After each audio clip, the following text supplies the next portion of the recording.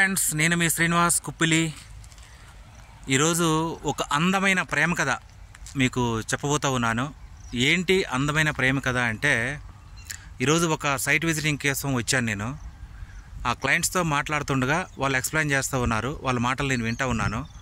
వినే సమయంలో ఒక పెద్ద ఆవిడ హాల్లో దివాన పైన పడుకొని ఉండి నన్ను అబ్జర్వ్ చేస్తూ ఉంది. ఆమె నేను మాట్లాడుతూ ఉన్నాను, నా క్లయింట్స్తో మాట్లాడుతూ ఉన్నాను. నేను ఆ పెద్ద ఆవిడని అబ్జర్వ్ చేస్తూ ఉన్నా. ఏంటి ఈవిడ భావోద్వేగానికి లోనవుతుంది, కన్నీళ్ళు కారుస్తుంది, ఏంటి అని చెప్పేసి ఈ క్లయింట్స్తో మాట్లాడిపోయిన తర్వాత ఆ క్లయింట్స్తో అన్నాను, ఏమండి ఒకసారి ఆ పెద్ద ఆవిడతో మాట్లాడచ్చు అంటే, ఓ మాట్లాడండి పర్వాలేదు హ్యాపీ అని చెప్పేసి చెప్తే, నేను ఆ పెద్ద ఆవిడ దగ్గర కూర్చొని మాట్లాడే సమయంలో ఆవిడ నన్ను చూసి విపరీతంగా ఏడుస్తూ ఉంది. ఇంకా కన్నీళ్ళు ఎక్కువైతే ఉన్నాయి. ఏంటమ్మా ఏడుస్తున్నావు, ఏం జరిగింది, ఏమైంది అంటే, ఏం లేదు బాబు, మామూలుగానే ఏడుస్తూ ఉన్నాను అని చెప్పి ఇంకా ఏడుస్తుంది. చెప్పాలి లేదు, ఏదో ఉంది, బాధ ఉంది, చెప్పాలి అమ్మా అని చెప్పాను నేను. అట్లా ఏం లేదు బాబు, సేమ్ నేను నా ఏజ్లో ఉన్నప్పుడు నేను ఒక అతన్ని ప్రేమించాను, అతన్నే పెళ్లి చేసుకోవాలనుకున్నాను. కానీ అతను సేమ్ మీలాగే ఉన్నారు, ఆ హెయిర్ స్టైలు అంతా కూడా అచ్చం మీలాగే ఉన్నారు. కానీ అదృష్టవశాత్తు అతను నిన్ను పెళ్లి చేసుకోలేకపోయాము. నాకు కొన్ని అనారోగ్య కారణాల వల్ల నేను ఇట్లా మంచాన పడవలసి వచ్చింది. అందుకని మా ఇద్దరం పెళ్లి చేసుకోలేదు. అయితే ఆ అనారోగ్యం అయితే ఏమైందా, మీరు బాగా ఉన్నారు కదా అంటే, లేదు అప్పుడు నా హెయిర్ ఊడిపోయింది. అతను నేను అందంగా ఉన్నప్పుడు నన్ను ప్రేమించాడు. ఆ ప్రేమ అలాగే అతనిలో కంటిన్యూస్ అయితేనే బాగుంటుందని నేను అనుకున్నాను.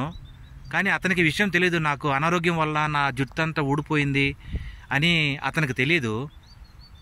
ఒకవేళ అతను నన్ను ఈ స్థితిలో చూస్తే ప్రేమిస్తాడా లేదా, అంగీకరిస్తాడా లేదా, లేకపోతే ఏమైనా బాధపడతాడేమో, అంటే మళ్ళీ నా ప్రేమని రిజెక్ట్ చేస్తాడేమో, అతను బాధపడతాడేమో అనే రకంగా నేను అతనికి దూరంగా ఉండడం జరిగింది అని చెప్తూ ఉంది. నాకు ఆశ్చర్యం వేసింది, ఏంటి జుట్టు ఊడిపోతే మళ్ళీ రాదా అంటే, ఓకే సంథింగ్ ఏదైనా పెద్ద ప్రాబ్లం ఉండొచ్చు అని చెప్పి నేను అనుకున్నాను.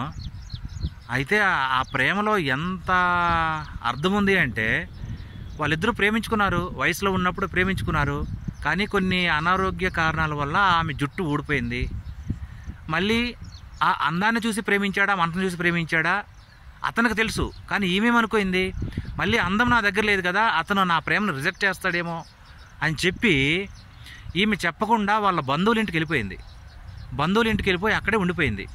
ఈమె దగ్గర ఉన్న ఆస్తి అంతా కూడా వాళ్ళకి ఇచ్చేసి నన్ను మీరు జాగ్రత్తగా, నా కాలం అయిపోయినంత వరకు కూడా మీరే నన్ను చూసుకోవాలి అని చెప్పి ఆమెకున్న ఆస్తి వాళ్ళకి ఇచ్చేసి అక్కడే ఉండిపోయింది. ఆమెకి ఇప్పుడు 85 years. అయితే సేమ్ అచ్చం నాలాగే ఉన్నాడంట. ఫోటో చూపించింది, చిన్న పర్సులో ఉంటే ఆ పర్సులో ఫోటో తీసింది, సేమ్ నాలాగే ఉన్నాడు. అప్పుడు ఇది మీసాలు లేకుండా నేను ఎట్లయితే ఉన్నానో అట్లానే ఉన్నాడు ఆయన. నాకు ఆశ్చర్యం అనిపించింది. అంటే భగవంతుడు ఒకవేళ ఆమెని మళ్ళీ తన ప్రియుడిని గుర్తు చేయడానికి దేవుడు నన్ను అక్కడికి తీసుకెళ్ళాడా ఏం కదా నాకు అర్థం అవ్వట్లేదు. కానీ ఆమె అయితే నన్ను చూసి చాలా బాధపడింది, చాలా సంతోషం కూడా పడింది. అయితే అతని గురించి నేను అడిగాను, ఏంటమ్మా మరి అతను ఏమైనా ప్రయత్నం చేయలేదా మిమ్మల్ని కలవడం కంటే? లేదు చాలా ఉత్తరాలు వచ్చాయి కానీ నేను రిజెక్ట్ చేశాను. ఎందుకో మరి, నా ఆరోగ్యం బాగుంటే ఎప్పటికైనా నేను అతన్నే పెళ్లి చేసుకోవాలనుకున్నాను. కానీ వెయిట్ చేశాను. నా గురించి ఆయన ఆలోచిస్తూ ఆ వార్త నాకు తెలిసిందే, ఆయన ఇక లేడు అని.